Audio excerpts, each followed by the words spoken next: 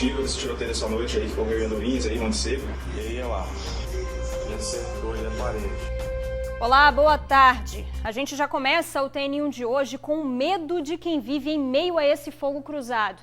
As imagens que você acabou de ver foram registradas na região do bairro Andorinhas. Traficantes rivais disputam pontos de venda de drogas e os tiros atingem até os apartamentos dos bairros vizinhos. Bala perdida atingiu o vidro da janela do apartamento em Jardim da Penha, como mostra o morador no vídeo. Isso aqui foi tiro, esse tiroteio dessa noite aí, que ocorreu em Andorinhas, aí, Monte Seco.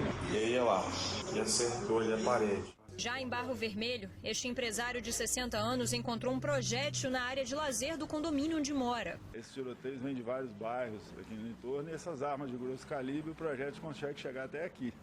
Então um projétil desse, se atingir alguém na quadra, vai matar. O empresário mora há 9 anos no bairro. Segundo ele, de um ano para cá, a situação tem piorado muito. Essas fotos mostram projéteis encontrados na quadra de esportes do condomínio nos últimos 2 meses. É recorrente esse tiroteio, né? A gente sempre tem escutado e já achamos 8 projéteis na quadra do nosso condomínio aqui no Barro Vermelho.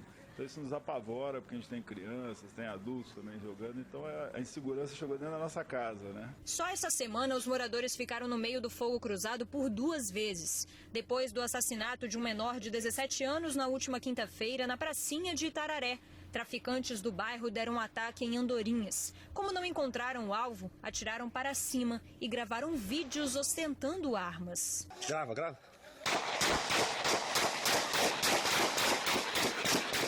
Os tiros disparados aqui em Andorinhas foram ouvidos em pelo menos 4 bairros de Vitória. Praia do Canto, Santa Lúcia, Jardim da Penha e também Barro Vermelho. De acordo com a polícia, foram pelo menos 2.000 disparos de armas de fogo de diferentes calibres. Os criminosos teriam usado pistolas .40 e também fuzis. Ontem teve mais um tiroteio no bairro. Foi por volta das 6 da noite. Esse vídeo gravado por criminosos mostra que um deles, inclusive, usava um colete da PM à prova de balas. Bota a cara, filha da... Hoje pela manhã, o policiamento foi reforçado em uma das entradas de Andorinhas. A polícia fez rondas e chegou a prender um homem que estava com um mandado em aberto. O clima era de aparente normalidade, mas a poucos quilômetros dali, o que encontramos foram moradores de bairros vizinhos acuados, com medo, assustados com tamanha violência e insegurança. Todo mundo se apavora, né? Que a gente tem filhos brincando nas quadras o dia todo e até mesmo dentro do condomínio, nas ruas.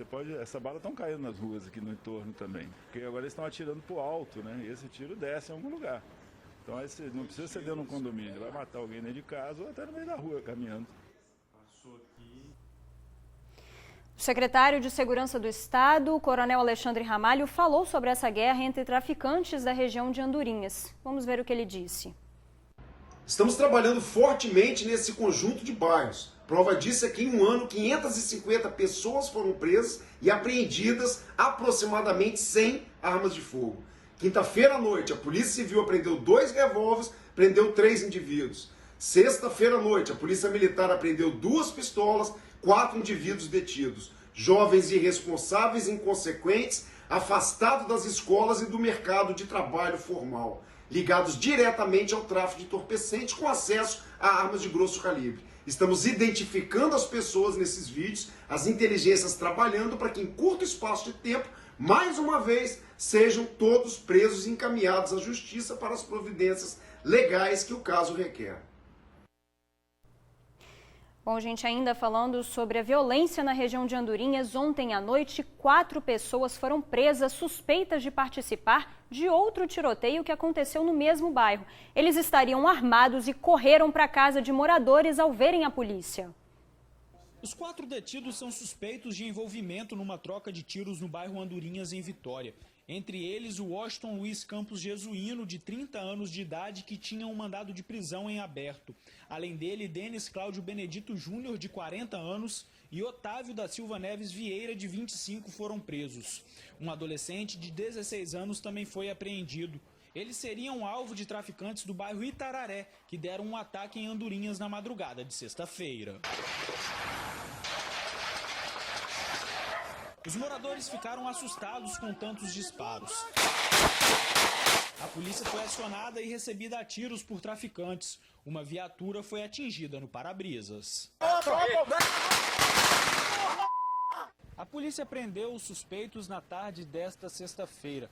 Durante um patrulhamento em Andorinhas, eles foram vistos armados e correram para dentro da casa de moradores. Os militares cercaram as residências e localizaram os criminosos. Com eles, a polícia encontrou 2 pistolas, uma arma falsa, munição, drogas e uma balança de precisão. Os 4 detidos foram encaminhados à Delegacia Regional de Vitória. Dos 4 detidos, um foi ouvido e liberado. É esse, que aparece aqui no LED. Ele é o Otávio da Silva Neves Vieira, tem 25 anos. A Polícia Civil afirmou que não havia elementos suficientes para que o Otávio fosse mantido na prisão. Já Denis Cláudio Benedito Júnior, de 40 anos, foi autuado em flagrante por porte ilegal de arma de fogo. Washington Luiz Campos Jesuíno, de 30, tinha um mandado de prisão em aberto por tráfico de drogas. Os 2 foram levados para o centro de triagem de Viana. O adolescente de 16 anos vai responder por tráfico de drogas e porte ilegal de arma de uso restrito. Bom, agora a gente muda de assunto para falar sobre o coronavírus. Caiu o número de cidades em risco extremo para a transmissão da Covid-19. Antes eram 42 cidades e agora são 30, incluindo a Grande Vitória. Já o número de cidades em risco alto subiu de 34 para 39 e 9 cidades estão em risco moderado para a transmissão da doença. Gente, segundo o governo do estado, houve uma redução na taxa de transmissão, mas a ocupação de leitos ainda é alta. Por isso, na próxima semana, continuam as restrições no horário de abertura do comércio. Um município está verde no mapa, sinal que a situação da pandemia ainda é complicada no estado. Dos 1.039 leitos de UTI, quase 92% estão ocupados com pacientes em estado grave da doença. Hoje nós temos à disposição da sociedade capixaba 1.039 leitos de UTI para Covid. Nós temos 942 leitos de UTI de enfermaria para Covid. Então, 1.039 UTI e 942 leitos de enfermaria. A gente sempre fala que o leito não salva a vida, todas as vidas, mas ajuda a dar dignidade. O que salva a vida é aquilo que a gente sempre fala, que é cumprir os protocolos de distanciamento, de higiene e de uso de máscara. As taxas continuam altas, mas com um mês de regras mais rígidas no estado, uma luz parece surgir no fim do túnel. O número de mortes diminuiu em relação à última semana. A média de óbitos chegou a 60 óbitos por dia, na média de 14 dias. Mas eu vou mostrar um dado também que é um bom sinal. É um bom sinal em termos de número, não é bom sinal com relação ao número de óbitos. Saiu de 156, fomos a 241, então crescemos da semana 10 para a semana 11, o estado teve um crescimento de óbito de 54,5%. Da semana 11 para a semana 12, um crescimento de 45,6%. Da semana 12 para a semana 13, um crescimento foi de 21,6%.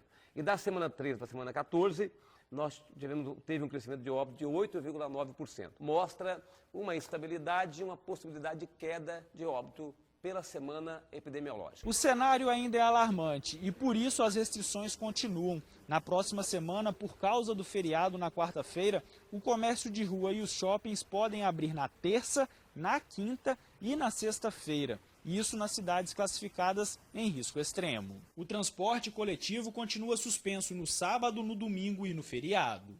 Então, semana que vem, quarta-feira, não tem comércio, não tem atividade econômica, então feriado nacional, dia 21 de abril, então quarta-feira, feriado nacional, não temos atividades econômicas e sociais e não temos ônibus. Então, nós vamos autorizar especialmente e extraordinariamente, na semana que vem, o funcionamento das atividades terça, quinta e sexta.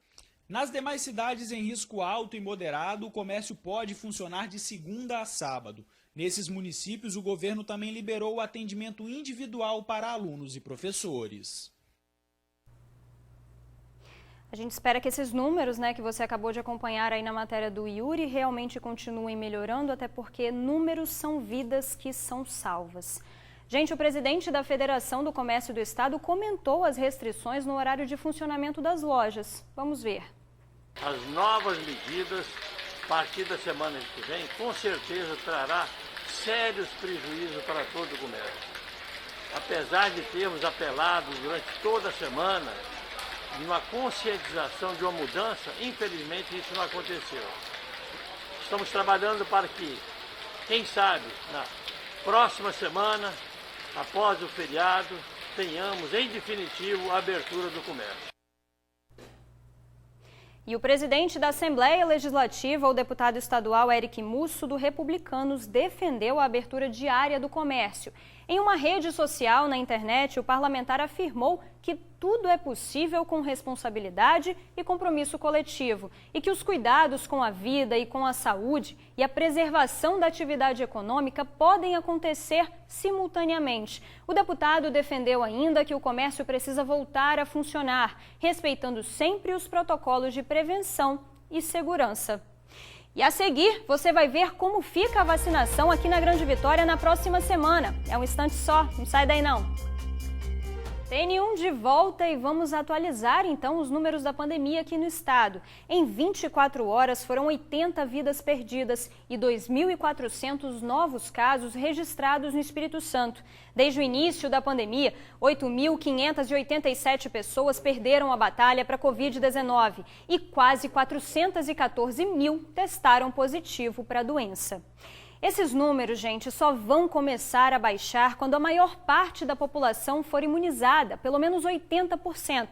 Hoje, então, foi dia de vacinação em toda a Grande Vitória. Semana de vacinação na capital, o espaço dessa igreja deu lugar ao culto para a aplicação das doses de esperança. Depois de 3 semanas tentando, a dona Maria do Carmo finalmente conseguiu agendar. Estava na expectativa, porque a gente tenta e não consegue, né? Aí agora deu uma aliviada, né? Meio caminho andado para a filha dela, que fica de máscara até em casa. A preocupação é grande. Com certeza, não tiro. Tira a máscara, ela está dentro do quarto dela. E ainda uso a recomendada, né? O seu Walter veio com a esposa, o casal acabou de tomar a primeira dose. Ele elogiou a organização e o atendimento, que foi rapidinho. Foi muito rápido, muito bom. Sem aglomeração, maravilha. Mas para manter essa organização aí, ó, tem que chegar no horário marcado. Nada de chegar antes. A gente pede que sempre observe isso, não é necessário chegar mais cedo, né? E tem estado dentro da expectativa, temos uma velocidade acelerada de vacinação para cumprimento da remessa que chega, nós executarmos na mesma semana. E olha só, Vitória está entre as capitais do Sudeste que mais imunizaram até agora.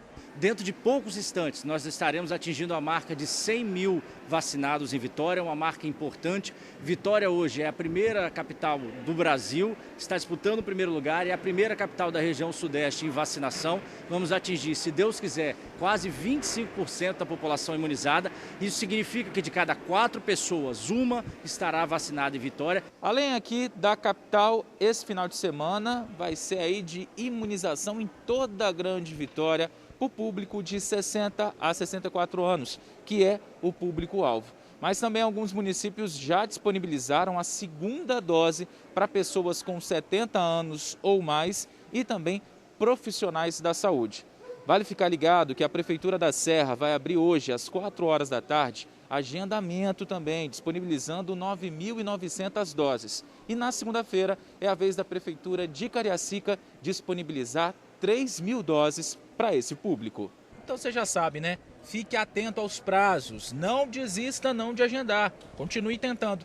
E se você conseguiu a primeira dose, é só esperar a segunda. Só reforçando, então, você viu aí na matéria do Vitor, a partir de 60 anos vai abrir agendamento hoje para a população da Serra, viu? Gente, então vamos ver como está o andamento da vacinação aqui no estado, né? Olha só, até o momento são 993.620 doses recebidas e 969.866 doses distribuídas. 562.092 pessoas receberam a primeira dose e 132.585 foram imunizadas com a segunda dose da vacina. E o governador Renato Casagrande vai receber a primeira dose da vacina contra a Covid na semana que vem.